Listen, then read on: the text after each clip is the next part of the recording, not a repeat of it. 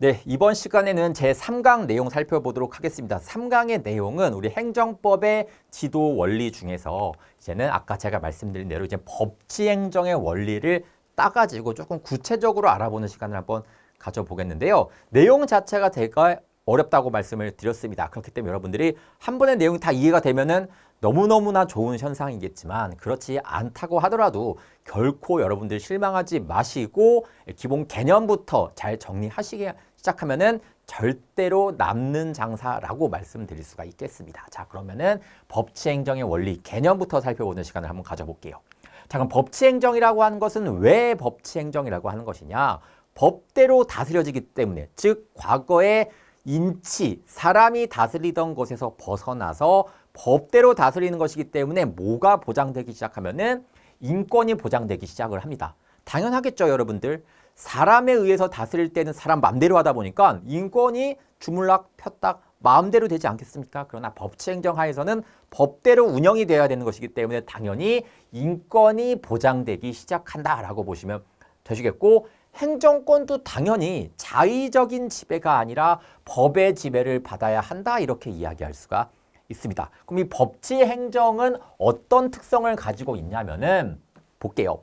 기본적으로 국민이 국가 권력의 통치권 행사에 제한을 가한다, 이렇게 이야기할 수가 있겠죠. 너 왜 법대로 안 하는 거야? 분명히 법에서는 이렇게 되어 있는데 왜 네 마음대로 하는 거야? 뭔가 태클을 걸 수 있는 장치가 생긴다는 뜻이겠죠. 그렇기 때문에 통치권 행사에 제한을 가해질 수가 있겠고, 당연히 행정권의 자의가 방지된다고 한다는 점 같이 기억하시면 되겠고, 행정의 예측 가능성, 법에서 규정된 대로 하는 것이니까 예측 가능성이 있다는 거 이해되시겠습니까? 그러나 중요한 것은 행정의 효율성 보장을 하는 것은 아니다, 이렇게 이야기하고 있습니다. 당연하겠죠. 여러분 생각 한번 해보세요. 사람이 마음대로 하게 되면은 어느 측면에서는 효율성이 조금 있을 수도 있거든요. 그러니까 법이 없는 영역에서 마음대로 막 법이 없기 때문에 마음대로 할 수 있는 영역이 있는 거잖아요. 근데 법대로 하다 보면은 법에 묶여 있기 때문에 때로는 어떤 사람한테 도움을 주고 싶은데, 어떤 사람한테 금전적인 도움을 주고 싶은데 법에 없어가지고 도움을 못 주는 경우가 생길 수도 있겠죠. 그렇기 때문에 뭔가 효율적인 측면에서는 법대로 해야 되다 보니까 조금 효율성을 저하는 측면도 있을 수가 있다라고 여러분들께서 느끼시면 되시겠습니다. 그래서 어쨌든 국가 권력을 통제하고 그다음에 행정의 자의권을 방제하고 예측 가능성을 도모하는 측면이 있는 건 맞겠지만, 효율성 측면에서는 약간 물음표적인 측면이 있다라고 보시면 되시는 거겠죠. 자, 그럼 이제 법치 행정을 이제는 크게 세 가지로 구분할 수가 있는데, 이 세 가지가 법치 행정의 내용이라는 뜻이거든요. 첫 번째는 뭐냐면은 보겠습니다. 여러분 법규라고 하는 거 알고 있어요. 법규. 발음 잘 하셔야 되죠. 그래서 법규라고 하고 있는데, 법규는 뭘 법규라고 합니까? 법 중에서 국민한테 적용되는 법을 법규라고 한다라고 말씀을 드렸습니다. 자, 그럼 이 법규가 생성이 되게 되는데 이것을 법규 창조 이렇게 이야기하고 있죠. 이 법규를 생성하는 힘은 어느 법에서 만드는 게 가장 좋을 것 같습니까? 당연히 법률에서 만드는 게 가장 좋겠죠. 왜? 일반적으로 국민의 대표자인 국회의원들이 법률을 만들지 않겠습니까? 국민한테 적용되는 법을 창조하는 거는 법률에서 힘을 갖고 있는 게 가장 좋은 거 아니겠습니까? 그렇기 때문에 법치주의의 첫 번째는 법률의 법규 창조력, 즉 법규라고 하는 것은 법률에 의해 가지고 창조가 되어야 된다라고 하는 것을 법률의 법규 창조력 이렇게 이야기하고 있습니다. 근데 여러분 제가 첫 시간 때 말씀을 드렸었지만 행정의 모든 영역을 법률로 규정하는 것이 가능합니까? 불가능합니까? 불가능하죠. 그래서 위험한 개에 대해서는 딴 데에서 행정부에서 만들어야 된다고 말씀드리지 않았습니까? 이런 식으로 원래는 법률에서 법규 창조하는 것이 맞겠지만 때에 따라서는, 자 보겠습니다. 국회에서, 즉 국회에서 법률을 만들겠죠. 법률에서 행정부한테 야 이러이러한 사항에 대해서는 너네가 만들어야 된다라고 위임시키는 경우가 있을 수가 있을까요? 없을까요? 당연히 있다는 뜻이겠죠. 그렇기 때문에 원칙적으로는 법률에서 법규를 창조해야 되는 것이 맞겠지만 때로는 국회에서 행정부한테 위임시켜가지고 행정부에서 법규를 만드는 것도 가능하다라고 보시면 되겠습니다. 여기서 행정부에서 만드는 법 중에 대표적인 하나가 법규 명령이라고 하고 있죠. 그래서 만약에 이 법규 명령이 위임받아서 만들어지게 되면은 뭐라고 부르냐면은 위임 명령 이렇게 부르고 있습니다. 어쨌든 이 용어는 나중에 다시 한번 또 말씀드리도록 하겠고, 중요한 것은 행정부에 의해서도 법규 창조는 가능하다라고 보시면 되겠습니다. 자, 그러면은 내용을 구체적으로 한번 살펴보는 시간 가져볼게요. 그래서 법률의 법규 창조력이란 국민의 권리, 의무에 관한 규율을 하는 법규의 정립은, 다시 말해서 국민의 영향을 주는 법규의 정립은 국민을 대표하는 의회, 의회는 국회를 이야기하고 있다는 거 알고 있으시죠? 의회에 의해 행해져야 한다는 원칙을 말한다. 그래서 행정부에서는 원칙적으로 법을 만들어서는 안 된다라고 이야기하겠다는 뜻인 겁니다. 그러나 여러분들 기본적으로 행정부에서 무조건 못 만드는 것이냐? 그건 아니라 국회에서 행정부에 만들라고 이렇게 위임 명령이 인정되는 경우도 있다라고까지 정리를 해주시면은 된다는 뜻인 거예요. 이 뒷부분은 나중에 하도록 하겠습니다. 어쨌든 여러분 이렇게 정리하시면 되겠죠. 첫 번째 요건은 무엇이다? 법률의 법규 창조력인데 법규를 국회에서 만들어야 된다. 그렇지만 국회에서 만드는 것이 한계가 있을 수도 있기 때문에 행정부에 위임시켜가지고 만드는 것도 가능하다라고 하는 것이 첫 번째 요건이고요. 두 번째 내용 살펴보시면은 법률 우위의 원칙이 있고 법률 유보의 원칙이 세 번째인데 이 내용을 여러분들 제가 지금 종합해가지고 먼저 설명을 드리도록 하겠습니다. 자, 첫 번째 여러분 법률 유보라고 하는 말 나와요. 유보. 여러분 유보라고 하는 것은 키핑, 남겨두다, 어디에 저장하다, 미루다 뭐 이런 뜻이 있지 않습니까? 근데 법에서 물론 그런 뜻으로 쓰이기도 합니다만 법에서는 근거라고 하는 말로써 쓰이기도 합니다. 자, 여러분 원래 유보라고 하는 말은요 일본 말이거든요. 근데 일본 말인데 우리나라 사람들이 번역을 하다 보니까 유보라고 하는 말을 그대로 받아들였어요. 그래서 사실 여러분들 수험생들이 쉽게 공부하고 다른 분들이 행정법을 좀 쉽게 접하기 위해서는 유보라고 하는 말 대신 근거, 법률 근거라고 하는 말로 고쳐야 되거든요. 근데 사람들이 아직까지 못 고치고 있습니다. 그래서 어쨌든 여러분들은 유보라고 하는 말을 근거로서 좀 해석하시면 좋을 것 같습니다. 꼭 그렇게 하셔야 되고요. 자, 이것은 무엇을 이야기하는 것이냐? 볼게요. 행정부가 국민한테 여러 가지 작용을 하지 않겠습니까? 작용할 때 여러분들 법의 근거가 있는 게 좋을까요? 없는 게 좋을까요? 일반적으로는 법의 근거가 있어야 좋습니다. 예를 한번 들어볼게요. 국민한테 세금 부과를 해야 되는데 야 그냥 있는 돈 갖고 와봐. 말 될까요? 안 될까요? 안 되겠죠. 너 소득이 이만큼 발생했더라. 이만큼 발생하면은 우리 법에서 너한테 10% 거두라고 이야기하고 있어. 그러니까 너 법대로 세금 좀 갖고 와. 이렇게 이야기하는 게 맞다는 뜻이겠죠. 그래서 기본적으로 이 작용을 해야 될 때 법적 근거가 필요하다라고 이야기하는 것을 법률 유보의 원칙이라고 할 수가 있습니다. 제가 조금만 더 세부적으로 예를 들게 되면은 만약에 세금을 징수하고 싶어요. 세금을 징수하고 싶을 때는 당연히 법이 필요하겠죠. 어떤 법이 필요하냐면 그냥 예를 들어서 국세기본법 제7조가 필요하다고 쳐보도록 하겠습니다. 여러분 여기서 제가 제7조라고 하는 거 숫자 아무 의미 없습니다. 제가 그냥 심심해서 붙이는 숫자니까 그냥 거기 생각하는 게 아니라 그냥 이런 식으로 그냥 뭐 이런 조문이 있을 수도 있겠다라고 생각을 하시면 되거든요. 제가 좋아하는 숫자예요. 두 번째, 만약에 병역 의무를 부과를 하고 싶은 거예요. 그럼 당연히 법적 근거가 필요할까 필요하지 않을까? 필요하겠죠. 병역법 이런 거 필요하겠죠. 병역법 예컨대 뭐 여러분이 좋아하는 숫자 뭐 제가 좋아하는 숫자 뭐 제7조 이런 데 법 조문이 있어야 된다는 뜻이겠고 만약에 어떤 사람한테 영업정지를 하고 싶어요. 영업정지 하고 싶은데 야 너 얼굴이 마음에 안 든다. 영업정지. 말도 안 되겠죠. 그렇기 때문에 법의 근거가 있어야 된다는 뜻 아니겠습니까? 그래서 법의 근거가 필요한데 대표적으로 식품위생법 제7조 뭐 이런 식으로 법의 근거가 필요하다라고 하는 것을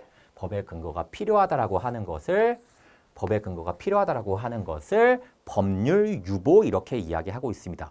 어려운 내용은 아니죠. 그래서 법률 유보는 법적 근거가 필요하다라고 하는 것인데 중요한 것은 무엇이냐? 자, 여러분들 여기서 법률이라고 하는 말이 나와 있는데 법률은 이런 식으로 국회의원이 만든 법을 이야기를 하고 있습니다. 근데 여러분들 행정부가 국민한테 꼭 법률의 근거가 있어야지만 국민한테 어떤 작용을 할 수 있느냐. 그거는 아니라는 뜻인 거예요. 왜? 꼭 법률만 갖고 움직이는 것이 아니라 다른 법을 가지고도 움직일 수 있지 않겠습니까? 그래서 이 법률의 범위에 대해서는 여러분들 단순히 좁게 보는 것이 아니라 넓게 보고 있거든요. 그래서 성문법도 여기에 포함시키고 있어요. 성문법이라고 하는 것은 헌법, 법률, 명령, 조례, 규칙을 이야기한다는 거 알고 있으시죠? 그렇지만 여러분 행정규칙을 근거로 국민한테 뭐 요구하는 거 가능합니까? 불가능합니까? 불가능하죠. 왜? 행정규칙은 국민한테 적용되는 법은 아니니까. 그렇지만 행문법 중에서 행정규칙은 여기에 포함된다, 안 된다? 안 된다. 그래서 법률의 범위는 포함이 안 된다라고 기억하시면 되겠고, 그다음에 여러분 불문법을 근거로 해가지고 국민한테 뭐 요구할 수 있을까요? 없을까요? 안 되겠죠. 제가 불문법을 근거로 너 해병대가 이런 거 말도 안 된다라고 말씀드리지 않았습니까? 그렇기 때문에 불문법을 근거로 해가지고 뭐 요구하는 것도 말이 안 된다라고 보시면 되겠습니다. 그래서 여기까지 요약하면은 법률의 범위에는 단순히 국회의원이 만든 이런 법만을 의미하는 것이 아니라 헌법도 되고 법률도 되고 명령도 되고 조례도 되고 규칙도 되는데 그 중에서 행정규칙은 빠진다라고 기억하시면 되시겠고 불문법도 역시 빠지는 상황이다라고 보시면 되시겠습니다. 무슨 상황인지 이해가 되시겠습니까? 자, 두 번째로 한 가지 더 말씀드리고 싶은 것은 뭐냐면은 자, 생각을 한번 해보도록 할게요. 만약에 법의 근거가 없잖아요. 법의 근거가 없으면은 세금 징수할 수 있습니까? 없습니까? 세금 징수 못하겠죠. 법의 근거가 없으면은 병역 의무 부과할 수 있습니까? 못합니까? 못하겠죠. 법의 근거 없으면 영업정지 할 수 있습니까? 못합니까? 못하겠죠. 즉 행정부 입장에서는 법이 없을 때가 문제가 돼요? 있을 때가 문제가 돼요? 당연히 법이 없을 때가 문제되겠죠. 왜? 없으면 아예 작동 자체를 못하게 되는 결과가 발생하는 거니까. 그렇기 때문에 법이 없을 때 문제된다 이렇게 이야기하고 행정부가 법이 없으면 아예 움직이질 못하지 않습니까? 아예 움직이질 못해요. 그래서 행정부를 적극적으로 통제하는 하나의 규제 장치가 된다. 적극적 원리로서 존재하고 있다. 이렇게 이야기하기도 합니다. 그래서 이게 법률 유보의 핵심이라고 한다는 점을 기억해 주시면 되시겠고, 그래서 저는 이 법적 근거를 뭐라고 그냥 비유를 하냐면은 자동차 키라고 비유를 하고 있습니다. 여러분 자동차 키 없으면 아예 작동 자체를 못 하잖아요. 작용 자체를 못 하지 않겠습니까? 그렇기 때문에 자동차 키에 비유하고 있다라고 여러분들께서 이해해 주시면 너무 좋을 것 같습니다. 자, 그 다음에 법률 우위도 같이 한번 제가 설명을 드린 다음에 그 다음에 교과서를 보면서 같이 내용을 좀 정리해 보도록 하겠습니다. 자, 식품위생법 제7조를 제가 한번 그냥 만들어 볼게요. 이런 식으로 규정되어 있다고 쳐보도록 하겠습니다. 미성년자에게 술을 판매한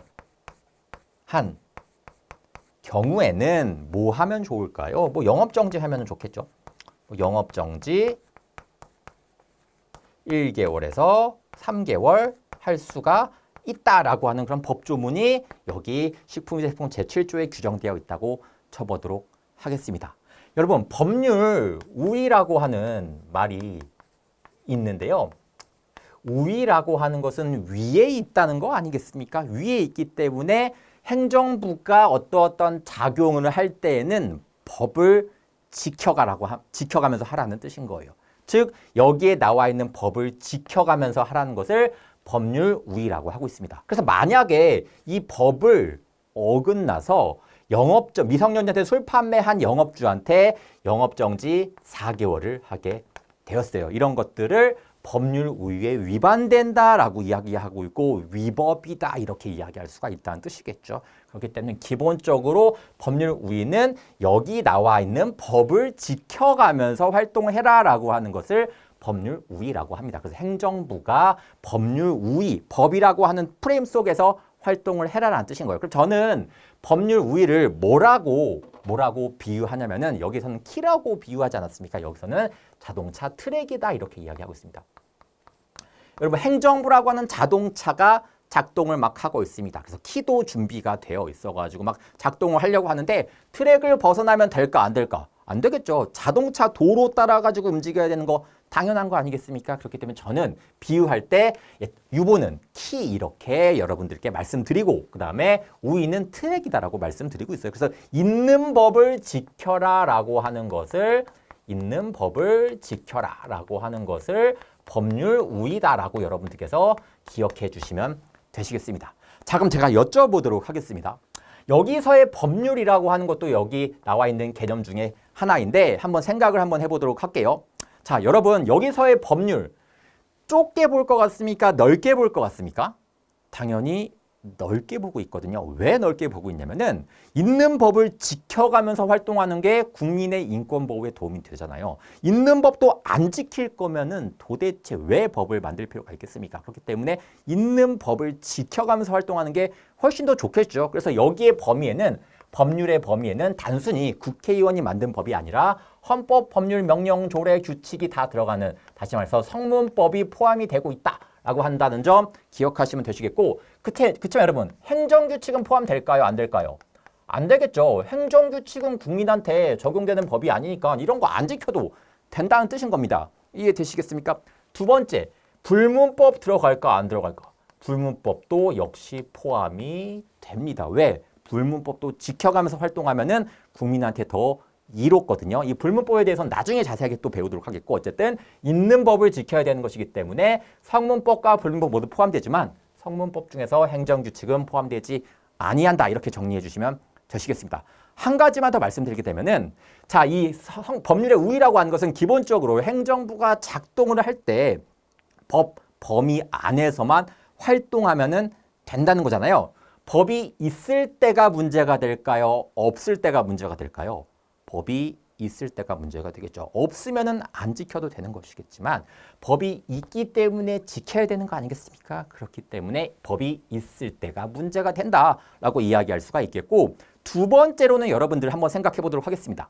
행정부가 막 작동하고 있습니다. 키도 있고 막 작동하고 있는데 법이라고 하는 틀 속에서만 움직이라고 이야기하고 있는 거 아니겠습니까? 그렇기 때문에 자유롭게 움직이는 것은 인정하지만, 작동하는 것은 인정하겠지만, 움직이는 건 인정하겠지만 법이라고 하는 틀 속에서 소극적으로 뭔가 활동을 하라는 뜻이겠죠. 그렇기 때문에 소극적 통제 역할도 하고 있다. 소극적 원리적 속성이 있다. 이렇게 이야기하기도 합니다. 그래서 법률 유보는 적극적이다. 왜? 아예 법이 없으면 작동도 못하는 것이기 때문에 키는 적극적 역할을 하고 있고, 우위는 작동은 하지만 적극적으로 움직이는 것까지는 괜찮겠지만 그 틀을 제한해주고 있는 것이기 때문에 그 속에서만 움직이잖아요. 그래서 소극적으로 뭔가 제한을 해주고 있을 뿐이다. 이렇게 요약을 할 수가 있습니다. 그럼 제가 이 내용은 지우도록 하고, 그 다음에 여러분한테 말씀드린 대로 교과서 내용을 한번 살펴보면서 계속 진행을 하도록 하겠습니다. 그래서 여러분들께서 각자 필기가 뭐 되어 있으실 분들은 뭐 하시면 되시겠고, 그 다음에 교과서 내용을 한번 살펴보는 시간을 가져보도록 하겠습니다. 자, 그러면은 첫 번째 이제 법률 우위부터 한번 살펴보려고 하는데요. 법률 우위는 과연 어떤 내용을 담고 있냐?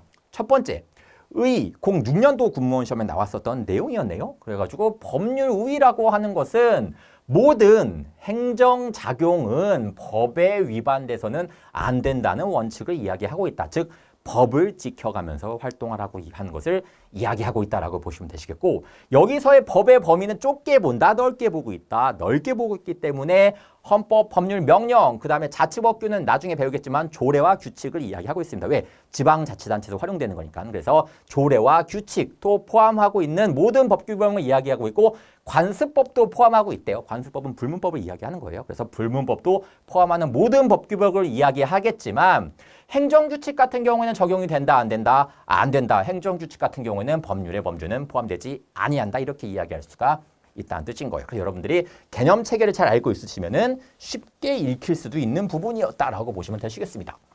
적용 범위. 여러분 행정법은 기본적으로 법을 지켜가면서 활동해야 됩니까? 안 지켜가면서 활동해야 할게요.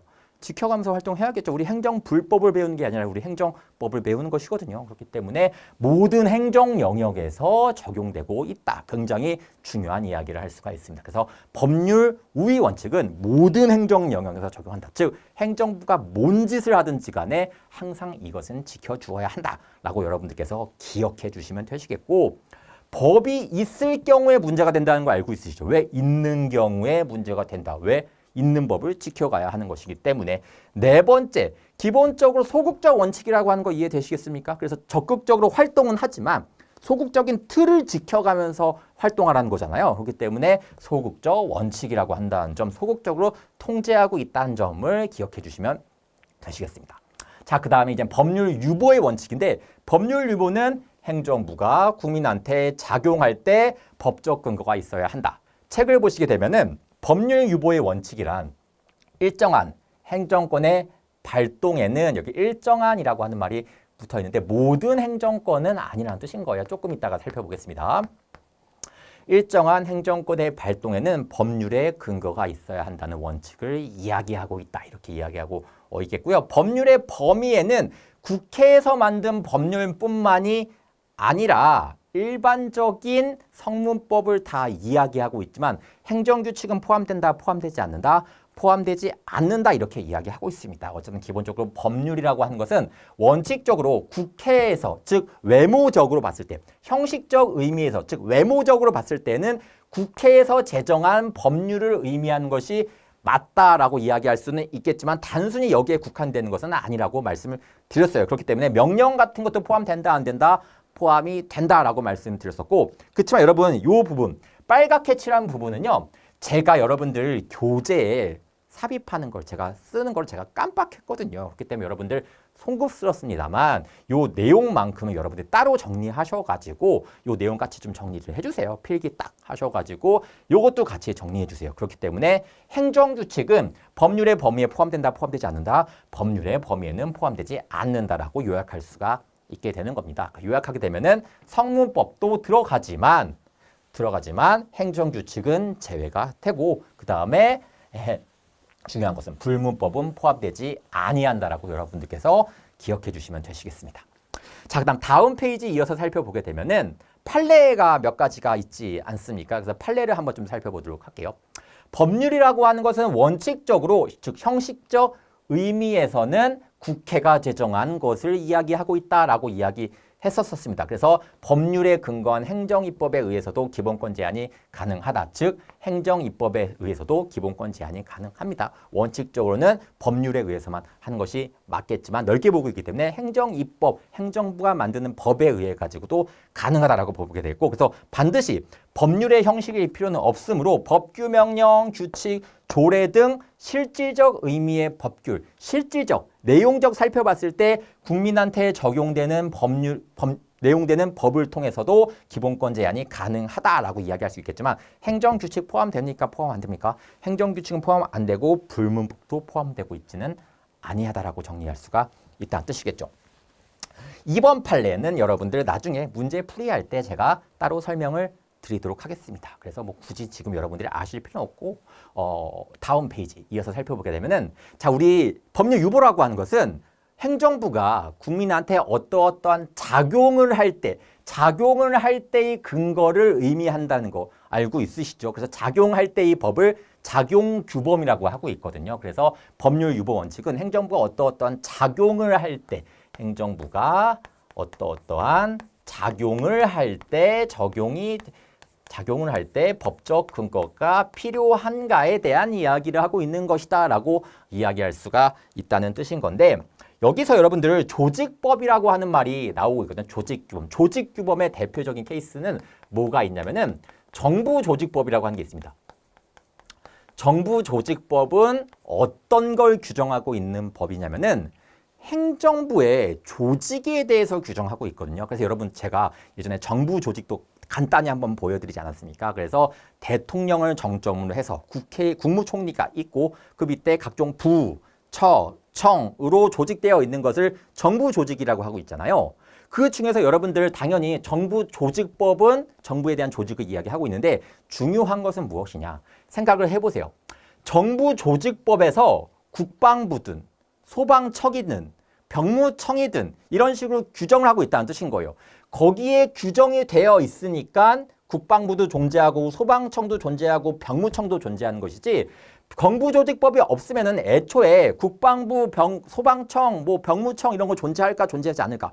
당연히 존재하지 않는다는 뜻인 거예요. 즉 정부조직법은 행정부가 존재하기 위한 최소한의 조건이기 때문에 작용할 때 관련된 법이 아니라 행정부의 근간이 되는 법이기 때문에 정부조직법은 늘 있어야 될까 없을까? 늘 있어야겠죠. 있어야지만 행정부가 존재한다는 뜻이거든요. 그래서 행정법은 행정부와 국민 간의 관계를 논의하는 법이기 때문에 정부조직법은 항상 있을 수밖에 없습니다. 그래서 법률 유보에서 말하는 것은 작용할 때를 이야기하는 거, 작용할 때 법적 근거가 있어야 한다는 것을 이야기하는 것이지 조직법과는 상관이 없다 이렇게 이야기할 수가 있겠죠. 그래서 법률 유보 원칙에서 논의되는 법률 유보의 영역은 조직 규범이 아닌 작용 규범을 의미한다. 왜? 반드시 조직법적 근거는 필요하기 때문이다 이렇게 이야기할 수가 있습니다. 자, 그러면 여러분들 양가로 4번에 예산이라고 하는 말이 있는데 여러분 혹시 이거 가능할까요? 불가능할까요? 예산은 쉽게 말하면 용돈을 이야기하고 있습니다. 이거 가능할까요? 불가능할까요? 기획재정부에서 세금을 걷는 역할을 하고 있거든요. 근데 어느 날 예산을 다 써버린 거야. 예산은 이제 용돈인 거죠. 기획재정부의 용돈인데 우리 올해 예산이 없으니까 세금을 더 걷겠다. 말 될까요? 안 될까요? 당연히 안 되겠죠. 즉 예산은 국민한테 적용되는 법일까? 아닐까? 아니에요. 기획재정부가 쓸 수 있는 돈을 예산이라고 하는 것이지 예산이 없다고 해가지고 국민한테 세금 더 내라. 말 된다 안 된다? 안 된다. 즉 국민한테 적용되는 법이다 아니다. 적용되는 법이 아니라고 이야기할 수가 있겠죠. 그래서 예산이라고 하는 것은 법률과 달리 국가기관만을 구속을 할 뿐 일반 국민을 구속하지 않는다. 국가기관은 예산의 범위 안에서 활동해야 되는 것이기 때문에 국가기관은 구속이 되겠지만 일반 국민은 이거에 구속될 필요 전혀 없는 거 아니겠습니까? 그렇기 때문에 예산이 없다고 해가지고 세금 더 걷고 이런 것은 완전히 말이 안 되는 짓이다라고 여러분들께서 기억해 주시면 되시겠습니다. 그래서 이 정도 내용을 정리해 주시면 되시겠고요.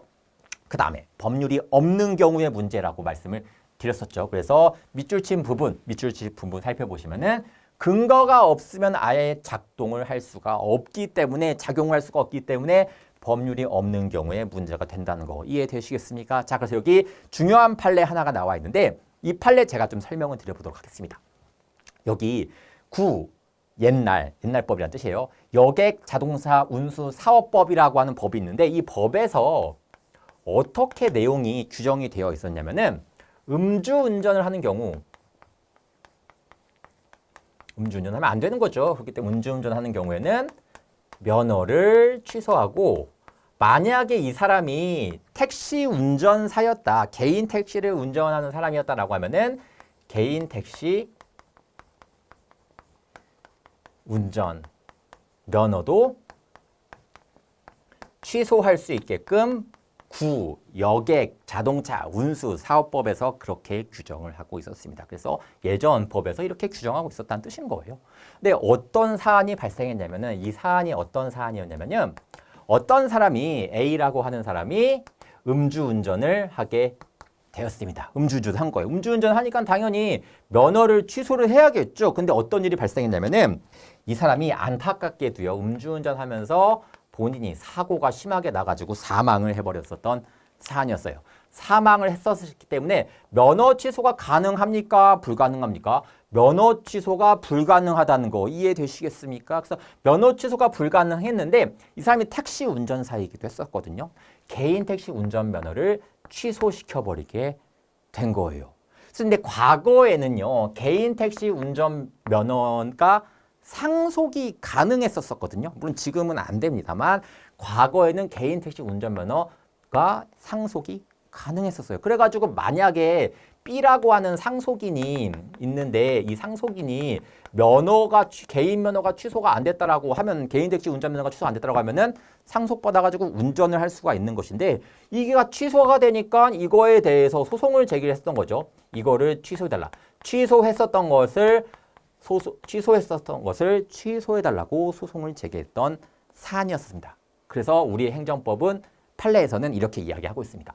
그래 법을 보니까 음주운전한 경우에는 면허 취소하고 면허 취소당한 경우에는 개인 택시 운전면허까지 날려버리더라. 이 사안을 살펴보니까 A라고 하는 사람이 음주운전을 하다가 사망을 했는데 사망했기 때문에 면허 취소를 못한다. 면허 취소를 못하는데 개인 택시 면허를 취소해버린 것은 당연히 법의 근거가 없음에도 불구하고 마음대로 하고 있는 짓이다.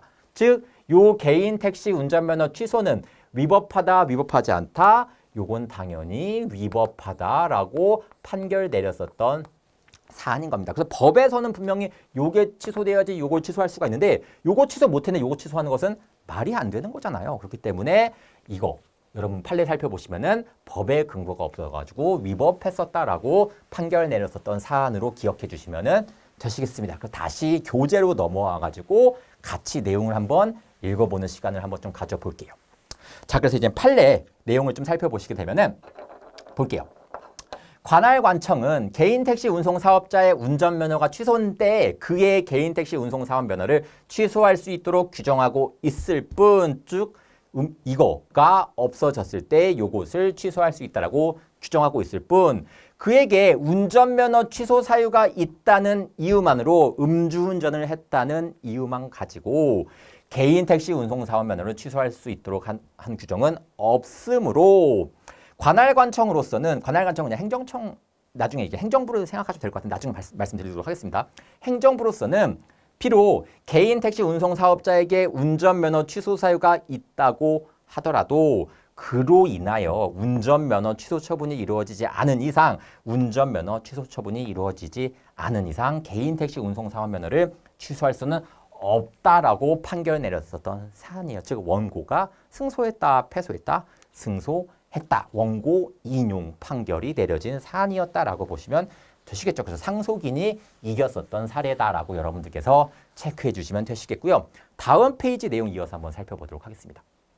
1-2번 살펴보시게 되면은 개인 택시 운송 사업 면허자가 음주운전하다가 사망한 경우 그 망인이 죽은 사람을 이야기하고 있죠. 망인에 대하여 음주운전을 이유로 운전면허 취소 처분을 하는 것은 불가능하다라고 이야기하고 있기 때문에 음주운전을 이유로 한 개인 택시 운송 사업 면허의 취소 처분은 위법하다 이렇게 이야기할 수 있다는 뜻인 겁니다. 무슨 뜻인지 이해되시겠죠? 여러분 여기서 처분이라고 하는 말이 나와 있는데 처분은 권력적인 거라고 말씀드렸습니다. 취소해버리겠다라고 하는 것 자체가 권력적인 행동 아니겠습니까? 너 면허 취소해라고 이야기하는 것이기 때문에 굉장히 권력적인 작용이죠. 그렇기 때문에 이거에 대해서 처분에 대해서 취소 소송이라고 하는 항고 소송이 제기가 되었고 그거에서 위법하다라고 결국 원고 승소 판결을 내려진 사안이다라고 말씀드릴 수가 있습니다. 무슨 뜻인지 이해되시겠죠? 양가로 6번의 적극적 원칙이라고 한다는 거 이해되시겠습니까? 그래서 법이 없으면 아예 작동을 못하는 것이기 때문에 키가 없으면 작동을 못하잖아요. 그렇기 때문에 적극적으로 뭔가 통제할 수 있는 것이다 라고 해서 적극적 원칙이라고 표현되기도 한다라고 간단하게 한번 보시면 되시겠습니다. 자, 그 다음에 적용 범위 살펴보시면은 법률 우위는 행정부가 어떤 짓을 하든지 간에 어떠한 영역에 있든지 간에 즉 모든 영역에서 법을 지켜가면서 활동해야 되는 것이기 때문에 모든 행정 영역에서 적용된다라고 이야기할 수 있다는 거 이해되시겠습니까? 반면에 법률 유보에서 적용 범위에 대해서는 견해가 대립한다 이렇게 이야기하고 있습니다. 즉 다시 한번 적도록 하겠습니다. 행정부가 국민한테 작용을 하게 되는데 이게 법적 근거가 있어야 되는 것을 법률 유보라고 하고 있지 않습니까? 그럼 모든 작동을 할 때 법적 근거가 필요한 것이냐? 거기에 대해서 혹은 모든 법 작용이 아니라 일부 작용을 할 때만 법적 근거가 필요한 것이냐에 대해서는 견해가 대립하고 있다라고 보시면 되는 상황이죠. 그래서 어떤 견해가 대립하는지는 이 표를 보면서 제가 설명을 드리도록 하겠습니다. 그래서 첫 번째 어떤 것이 있냐면은 침해 유보설이라고 하는 게 있습니다. 즉 국민한테 침익적인 작용을 침해 작용 이렇게 이야기하고 있거든요. 즉 이 내용은 침해 유보설이라고 하는 학설은요. 국민의 자유와 재산을 침해, 제한하거나 의무를 부과하는 행정작용을 하는 경우에는 즉 침해적인 작용을 하는 경우에는 입대 명령을 한다든가 혹은 세금 내라고 한다든가 이런 식으로 국민의 자유와 재산을 침해하거나 혹은 의무를 부과하는 행정작용, 침해작용을 할 때에는 법률의 근거가 필요하다라고 하는 것이 바로 침해유보설의 학설이겠고 그러면 국가에서 행정부에서 뭔가 국민한테 준대요. 즉 급부 행정을 할 때에는 법적 근거 필요할까요? 필요하지 않을까요? 필요하지 않다라고 하는 것을 침해 유보설 이렇게 이야기할 수가 있습니다. 어려운 내용 아니죠. 한마디로 국민한테 침해적인 작용할 때에는 법의 근거가 필요하다는 뜻이겠고요. 그 다음에 급부 행정 유보설이라고 하는 것은 무엇이냐? 중요한 이야기 하고 있습니다. 침해 행정을 할 때도 법의 근거가 필요하다. 다시 말해서 국민한테 해로운 행동을 할 때도 법의 근거가 필요하지만 수익적 활동인 급부 행정을 할 때에도 법의 근거가 필요하다는 뜻인 거예요. 즉 급부 행정 유보설을 조금만 공부하신 분들이 이렇게 말씀하시기도 합니다. 침해 행정할 때는 법적 근거가 필요 없고 급부 행정할 때에만 법의 근거가 필요하다. OX, X. 다시 말해서 급부 행정할 때도 법의 근거가 필요하고 침해 행정할 때도 법의 근거가 필요하다. 그래서 보조금 같은 거 줄 때도 법적 근거 있어야 되겠고 침해 행정할 때도 법적 근거가 필요하다고 하는 것을 급부 행정 유보설이라고 하는구나 라고 여러분들께서 내용 정리해 주시면은 된다는 뜻이겠고요. 그 다음에 세 번째 보시면은 권력행정유보설이라고 해가지고 행정부가 국민한테 권력적으로 다가가는 경우들이 있지 않습니까? 특히 행정행위 같은 거요. 행정행위 같은 거 할 때는 뭐 침해행정이든 급부행정이든 상관없이 일방적 의사에서 하는 것이기 때문에 법적 근거가 필요하다는 이론이고 반대로 비권력적인 거, 대표적인 거, 행정지도 같은 거 따라도 되고 안 따라도 되는 거 아니겠습니까? 그렇기 때문에 그런 거 할 때는 법의 근거가 필요 없다는 것을 권력행정유보설이라고 하는구나라고 간단하게 내용 정리하시면 되시겠고 전부유보설이라고 하는 것은 모든 작용, 어떠한 작용을 하든지 간에 모두 법의 근거가 필요하다라고 이야기하는 것을 전부유보설 이렇게 이야기하고 있습니다. 그러니까 행정부가 작용을 할 때에는 반드시 법의 근거가 필요하다. 무슨 짓을 하든지 간에 법의 근거가 필요하다라고 하는 것을 전부유보설이라고 하는 거예요. 그래서 내용을 살펴보면은 모든 행정에는 국민의 대표기관인 의회에서 만든, 국회에서 만든 법률의 근거가 필요하다라고 보는 이론을 이야기하고 있습니다. 그럼 이 이론을 비판하는 거 하나만 살펴보시게 되면은 동그라미 2번 한 번만 살펴보도록 하겠습니다.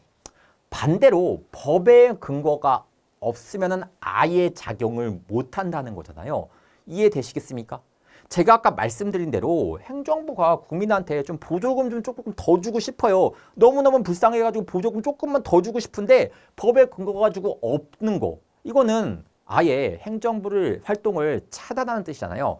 국회가 법률을 만들어주면 작동이 가능하고 법률이 없으면 아예 작동을 못한다는 거. 즉 국회가 행정부를 짓밟는 거 아니냐?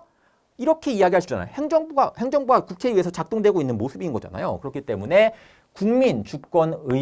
국민주권주의는 국민이 대표자라는 뜻인 거죠. 주인이라는 뜻인 거죠. 그래서 국민의 주인인 국회의원만 중요하다는 것을 강조한 나머지 행정의 자유로운 영역을 부정하게 되고 행정권 위에 입법권을 우위에 두게 되어서 권력분리 원칙에도 위반된다는 비판을 받는다. 다시 말해서 행정권 위에 국회를 두어가지고 국회의회 가지고 좌지우지되는 것이기 때문에 결국 상권 분리에도 반하는 거 아니냐라고 하는 비판을 받고 있다 정도까지 여러분들이 같이 기억해 주시면 되시겠습니다. 내용이 조금 어려워 보일 수도 있지만 한 번만 천천히 생각을 해보면 충분히 따라가실 수 있는 내용입니다. 자, 그 다음에 중요사항 유보설이라고 하는 것인데 중요사항 유보설은 무엇이냐면은 행정부가 국민한테 작용을 해요. 작용을 하는데 이것을 두 가지로 분류하고 있습니다. 중요한 영역인지, 이 작용이 국민한테 중요한지, 그래서 중요하다는 것을 본질적 이렇게 이야기하고 있고요. 중요한 영역인지 혹은 중요하지 않은 영역인지, 그럼 비본질적 이렇게 이야기할 수 있다는 뜻이겠죠. 중요할 때는 법적 근거가 필요한데 여기서도 법 중에서 모든 법은 아니고 법률의 근거가 있어야 한다라고 이야기하는 것은 중요사항 유보설이다라고 보시면 되시겠습니다. 그래서 이 작용과 국민이 매우 중요한 영역, 본질적인 영역일 때는 법률의 근거에서만 국민한테 작용을 할 수 있는 거. 그럼 비본질일 때는 물론 법률에서, 즉 국회에서 법을 만든 것 가지고 작용할 수도 있겠지만 요것뿐만이 아니라 법률에서, 즉 국회에서 행정부한테 법을 만들라고 위임하게 되는 경우에는 이 위임한 법 가지고도 작동하는 것이 가능하다라고 이야기하는 것이 중요사항 유보설 이렇게 이야기하고 있습니다. 요약을 하게 되면은 이 작용이 국민과 중요한 관계를 갖고 있을 때에는 법률에 근거해서 활동을 해야 된다는 뜻이겠고, 두 번째, 좀 덜 중요하다라고 느껴질 때에는 법률에 근거해서 작용하는 것도 가능하겠지만 법률에서 행정부에 위임시켜가지고 위임받아서 행정부가 뭔가 이렇게 위임법 같은 거 만들지 않겠습니까? 그래서 그 법규명령 가지고 활동하는 것도 가능하다라고 하는 것을 중요사항 유보설 이렇게 이야기하고 있습니다. 자, 그래서 여기서 한 가지 이제 용어 하나만 정리를 하려고 하는데, 여기서요 중요한 영역에서는 법률로만 활동을 해야 된다라고 하는 것을 우리 행정법에서는 의회 유보라고 하는 말로 표현을 하기도 합니다. 의회 유보는 국회에 의해 가지고 근거가 되어야 하는 영역을 의회 유보 이렇게 이야기한다는 뜻인 거예요. 자, 그래서 이 이론은 작용이 중요한지 비본질적인지를 따라 가지고 법률에 의해 작동할 수 있는 영역도 존재하겠고, 그렇지 않은 영역에서는 법률에서 행정부에 위임시켜 가지고 작동하는 영역도 존재할 수가 있다 이렇게 이야기할 수가 있다는 뜻인 겁니다. 이해가 되시겠습니까? 그러면 어느 경우에 과연 중요하다라고 이야기할 수 있는 것인지를 제가 책 내용을 보면서 한번 살펴보도록 하겠습니다. 그래서 이것을 지우고 책 내용을 보면서 살펴보겠습니다. 그래서 중요사항 유보설 본질성설이라고도 하고 있는데, 동그라미 1번 국가나 국민에게 중요한 사항은 무슨 영역이든지 막론하고 법률의 근거가 필요하다라고 이야기하고, 중요하지 않은 즉 비본질적인 사항에 대해서는 위임도 가능하다는 이론이다. 무슨 뜻인지 이해되시겠습니까? 동그라미 1번 중요사항 유보설은 의회 유보설과 관련이 되어 있다는 거 이해되시겠죠? 의회 유보설이 요것을 이야기하고 있는 거잖아요. 그래서 중요한 영역은 법의 근거가 필요하다, 법률의 근거가 필요하다고 하는 것을 의회 유보설이라고 하지 않습니까? 그래서 의회 유보설과도 관련이 되어 있다 이렇게 이야기할 수가 있겠고, 그럼 여러분들 언제 중요하고 언제 덜 중요한지는 뭐 기준이 있지 않겠습니까? 동그라미 2번이 거기에 대한 이야기하고 있죠. 그래서 중요성의 판단 기준에 의해 가지고 매우 중요한 사항과 덜 중요한 사항으로 구분이 되고 있기 때문에 법률 유보 밀도에 따라 가지고 2단계로 존재할 수가 있다라고 하는 거고, 2단계로 존재하고 있지 않습니까? 그렇기 때문에 그거 내용 체크해 주시면 되시겠고, 자, 그러면 언제 중요하다라고 할 수가 있고 언제 중요하지 않다라고 할 수가 있는지 판례 내용을 살펴보시게 되면은, 중요성의 판단 기준에 대해서는 국민의 기본권 및 기본적 의무와 관련된 것에 따라 가지고 국민한테 중요한지 중요하지 않은지를 판단하고 있습니다. 즉 요약하게 되면은 이 작용이 국민한테 중요하면은 본질적인 사항이니까 법률에서 규정되어서 법률에 의해 가지고 국민한테 작용을 해야 되는 것이겠고, 좀 덜 중요할 때는 꼭 법률이 아니라고 하더라도 법규 명령 같은 거에 의해 가지고 국민한테 작용해도 된다는 뜻이거든요. 그럼 언제 중요하고 언제 중요하지 않냐? 국민의 기본권과 관련성이 높으면은 중요하다라고 할 수가 있겠고, 국민의 기본권과 관련성이 낮다라고 할 때는 비본질적, 중요하지 않다라고 이야기할 수 있다는 뜻인 거예요. 그렇기 때문에 중요성의 판단 기준에 대해서는 국민의 기본권 및 기본적 의무와의 관련한 중요성 이런 것에 의해 가지고 중요한지 중요하지 않은지가 나뉘고 있다라고 보시면 되겠고, 칼카르 결정이라고 하는 말이 나와 있는데 이 판례가 무슨 내용인지 아실 필요 전혀 없습니다. 그냥 칼카르 결정은 중요사항 유보설과 관련된 판례구나, 그 정도만 체크해 주시면 되시겠고, 그 다음에 우리 블랑코 판결이라고 하는 거 보지 않았습니까? 블랑코 판결은 예전에 이제 프랑스 행정법원과 관련된 내용이라고 말씀드렸었죠. 마찬가지로 칼카르 결정은 독일에서 나와 있어서 하나의 판례, 중요사항 유보설과 관련된 판례구나, 그 정도만 기억하시면 되겠고, 우리나라의 헌법재판소 채택하고 있는 이론이다라고, 즉 판례에 의해 가지고 채택된 이론이다라고 보시면 되겠습니다. 그래서 우리나라도 판례에서 중요한 영역에서는 법률의 근거가 있어야지 활동이 가능하다는 뜻이겠고, 덜 중요한 영역에서는 법률이 아니라 법규 명령 같은 거에 의해 가지고 활동도 가능하다라고 이야기하고 있다라고 한다는 점 이해되시겠습니까? 뭐 이거 비판받는 사람 쪽에서는 중요한 판단, 기본권과의 관련성이 높은지 낮은지는 좀 추상적이지 않느냐, 주관적이지 않느냐에 대해서 비판이 있긴 하지만 어쨌든 국민의 기본권을 가장 존중하고 있다는 측면에서 역시 칭찬받고 있는 판례다, 칭찬받고 있는 이론이다라고 보시면 된다는 뜻입니다. 자, 그 다음에 내용 살펴보시게 되면은 신치매 유보설이라고 하는 거 보이시나요? 신치매 유보설은요, 일반 공무원 시험에서는 출제가 되고 있질 않습니다.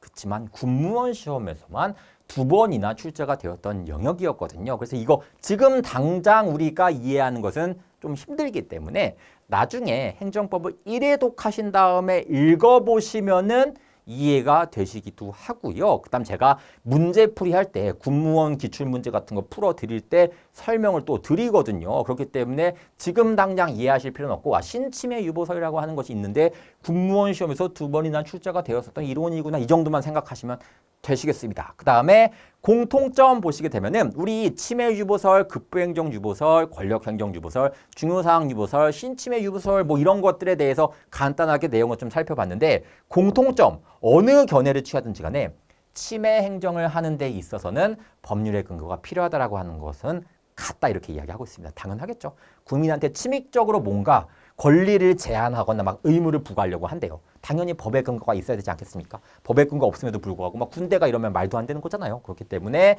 어느 견해를 취하든지 간에 법적 근거는 치매 행정을 하는 데 있어서는 필요하다라고 정리할 수가 있게 된다는 뜻이겠죠.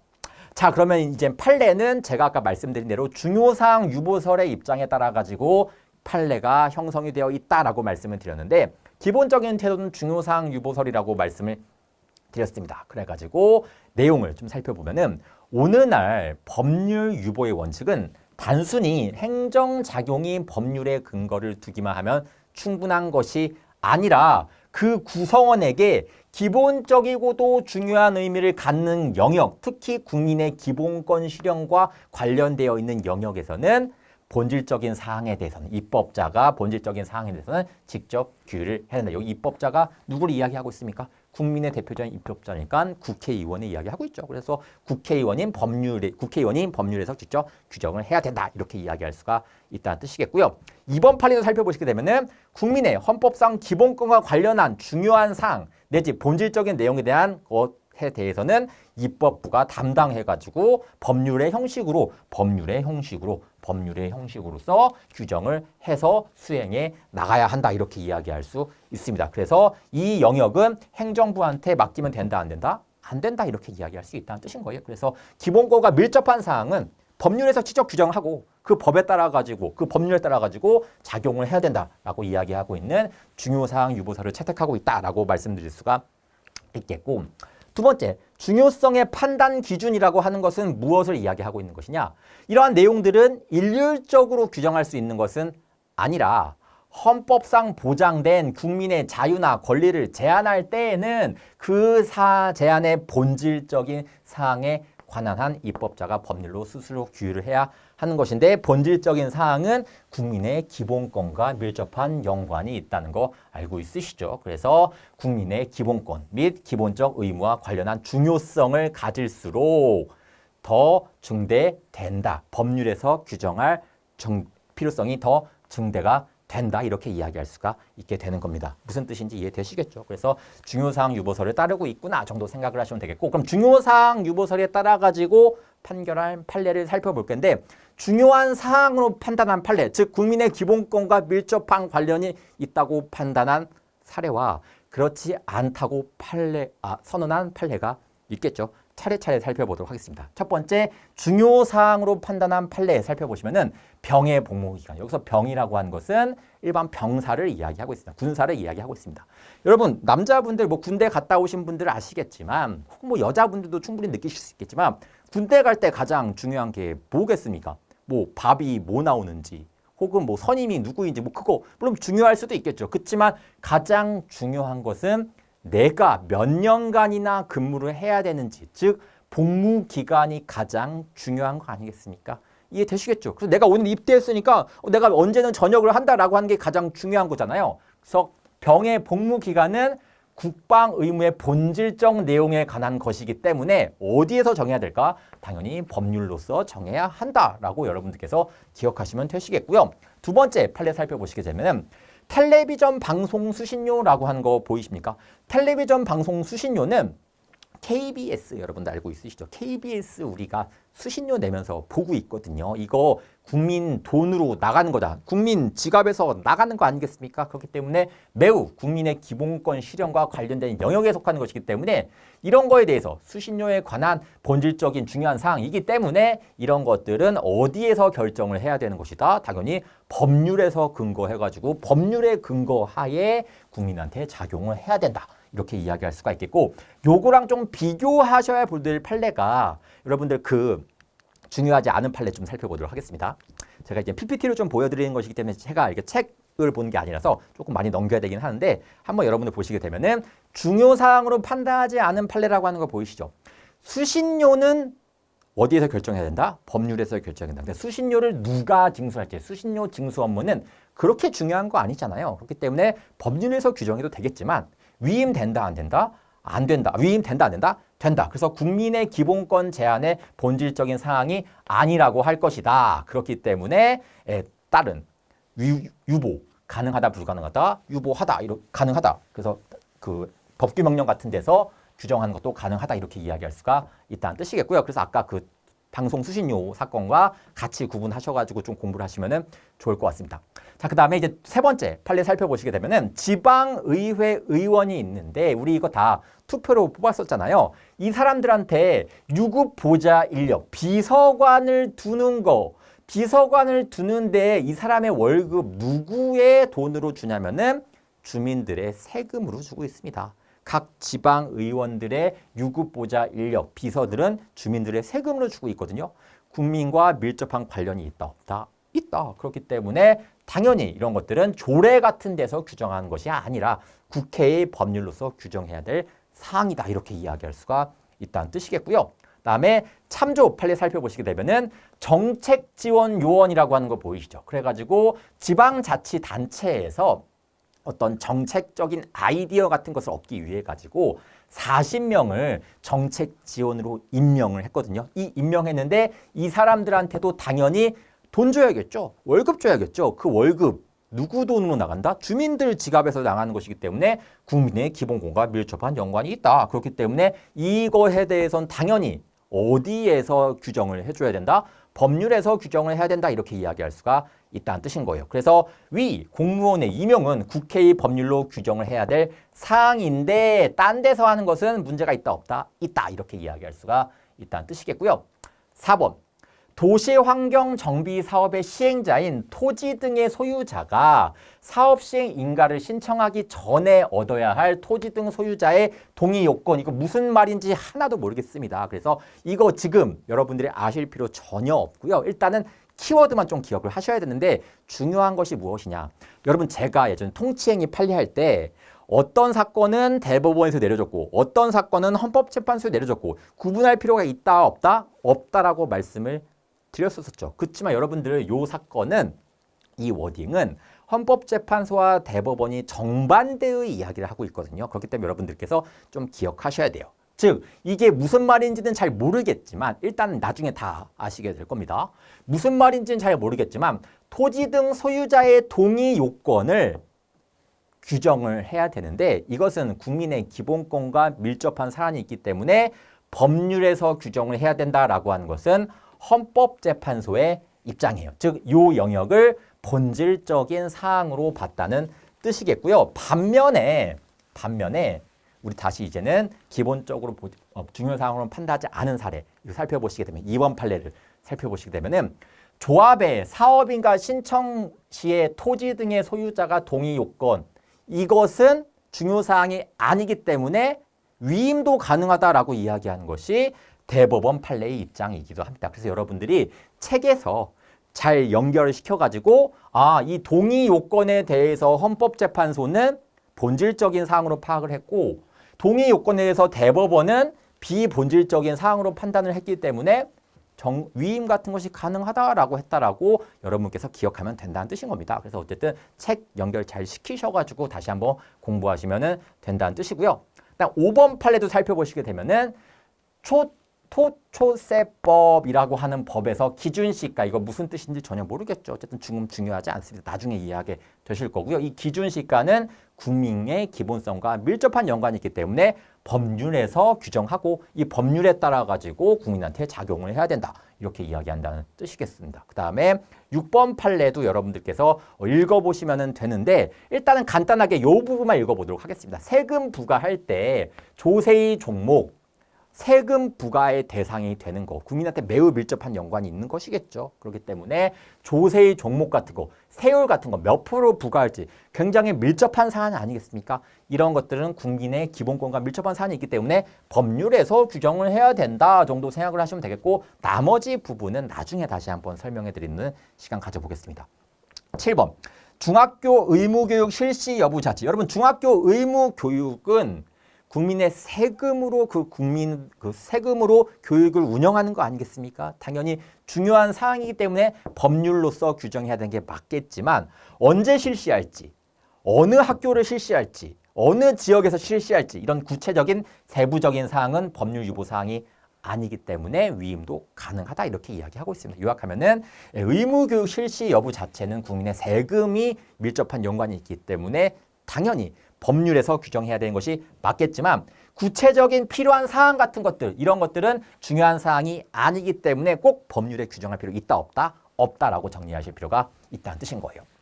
자, 그 다음에 중요하지 않은 사안으로 판단한 판례 1번 판례 했었었고요. 2번 판례도 했었었고요. 3번 판례 살펴보시게 되면은 국가유공자 단체는 여러분들 아시겠지만 국가의 공이 있는 자의 단체를 이야기하고 있는 것이겠죠. 그래서 참전용사라든가 뭐 이런 분들이 이야기하고 있습니다. 어쨌든 국가유공자 단체의 대의원 선출에 관한 사항은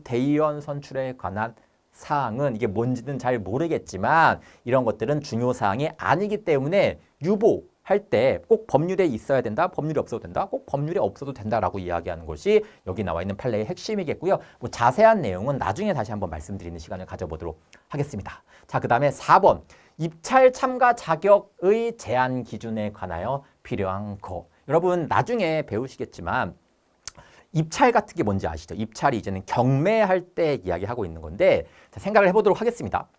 행정부에서요. 경매를 하겠다라고 해서 뭐 또 우리 회사 우리가 갖고 있는 물건 중에서 경매를 하겠다라고 해가지고 많은 업체들이 입찰했습니다. 당연히 여기서 가장 높은 금액을 쓴 사람을 낙찰을 시키겠죠. 그래서 A가 쓴 업체도 신청, B가 쓴 업체도 신청, C가 쓴 업체도 신청해가지고 D가 쓴 업체도 신청해가지고 많은 업체들이 신청을 딱 했을 때 그걸 본 다음에 가장 높은 금액을 부른 데를 살 거 아니에요. 근데 D가 가장 높은 금액을 부르게 되었습니다. 그럼 얘가 낙찰이 되었겠죠. 그래서 D가 낙찰이 되었습니다. 그러면 A, B, C는 모두 떨어졌다는 뜻인 거예요. 그래서 이제 D가 이제 낙찰이 되었는데 중요한 것은 무엇이냐? D가 튀었어요.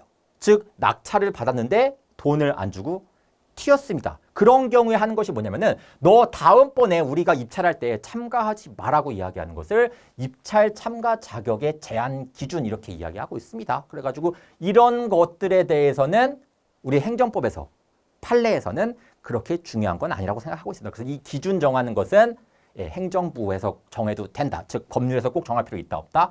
없다 이렇게 이야기할 수 있다는 뜻인 거예요. 그래서 여러분들께서 내용 살펴보시면은 이 입찰 참가 자격 제한 기준에 대해서는 꼭 법률에서 규정할 필요 없다라고 한다는 점도 같이 기억해 주시면 되시겠고요. 그 다음에 양가로 8번은 넘기시면은 되시겠고 그 다음에 3번 살펴보시게 되면 이건 각자 여러분들이 내용을 읽으시면은 정리가 가능하게 제가 딱 이렇게 표로 만들어 놨기 때문에 자세하게 살펴보시면 되겠고 그 다음에 4번 형식적 법치주의와 실질적 법치주의.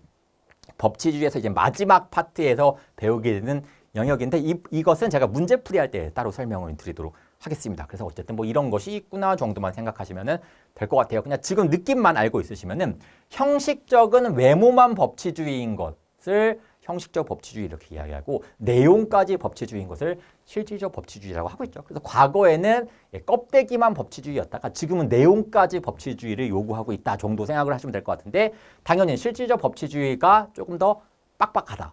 빡세다라고 느낄 수가 있겠죠. 그래서 그건 나중에 배우도록 하겠고 어쨌든 이런 식으로 발전하고 있다 정도만 여러분께서 느끼시면 되시겠습니다. 어쨌든 이번 시간까지 배운 내용들 여러분들이 잘 정리를 하셔야 되는데 요 표도 제가 잘 정리해놨는데 요거는 여러분 나중에 문제풀이 한 다음에 각자 읽어보시면 충분히 이해가 가실 거예요. 그래서 내용은 그렇게 정리하시면 되시겠고 다음 시간에는 뭘 배울 것이냐 행정법의 법원이라고 하는 거에 대해서 배워볼 건데 법원은 말 그대로 재판을 하는 곳 그런 의미도 있긴 하지만 여기서는 다른 의미로 법원이 쓰이기도 하거든요. 그 의미부터 좀 배워보는 시간을 가져보도록 하겠습니다. 내용 자체 오늘 배운 거 이번 3강에서 배운 거 내용 자체가 쉽지가 않죠. 그렇기 때문에 여러분들이 복습을 많이 하셔야 되기 때문에 조금 쉬었다가 내용 이어서 진행하도록 하겠습니다.